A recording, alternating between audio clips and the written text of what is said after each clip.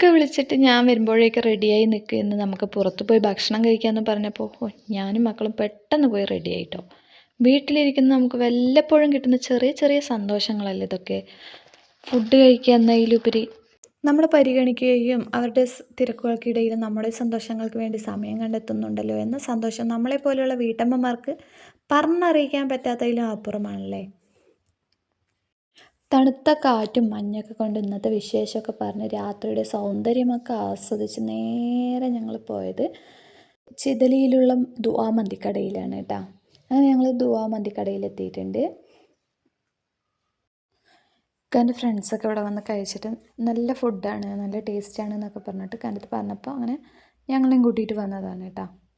അങ്ങനെ നമ്മളെ കൈയൊക്കെ കഴുകി നമ്മൾ നേരെ പോയത് ഫാമിലി റൂമിലേക്കാണ് കേട്ടോ.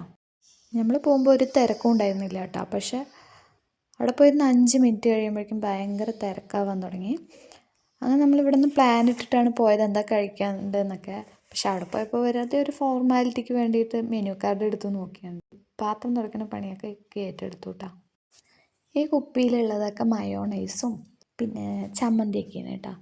അപ്പോൾ സോസിൻ്റെ ഫാനായ എൻ്റെ സിനിക്കൂട്ടന് സോസ് കിട്ടാണ്ടായപ്പോൾ ഉപ്പ സോസ് വേണം, സോസ് കൊണ്ടുവരാൻ പറയേ, സോസ് അങ്ങനെ ഫുഡ് എത്തിയിട്ടോ.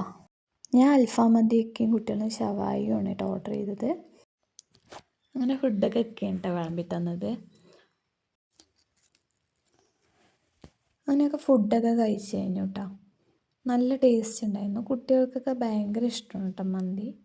അവരങ്ങനെ ഇടയ്ക്കിടയ്ക്കൊക്കെ കൊണ്ടുപോകാറുണ്ട്. അങ്ങനെ ഫുഡ് കഴിച്ച് കഴിഞ്ഞ് കൈയൊക്കെ കഴുകിയിട്ട് ഞങ്ങൾ ബില്ല് കൊടുക്കാൻ പോയി.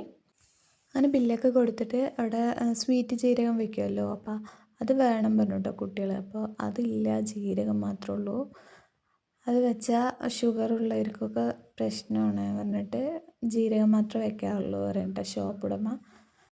അപ്പോൾ ഇതാണ് ഞങ്ങൾ വാങ്ങിയ പേട. നല്ല ടേസ്റ്റാണ് കേട്ടോ. ഞാൻ ആദ്യമായിട്ട് കഴിക്കണേ.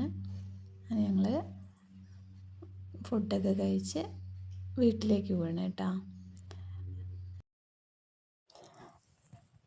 അപ്പോൾ ഇന്നത്തെ വീഡിയോ ഇത്രയേ ഉള്ളൂ. എൻ്റെ വീഡിയോ ഇഷ്ടമായ ലൈക്ക് ചെയ്യാനും സബ്സ്ക്രൈബ് ചെയ്യാനും മറക്കരുത്.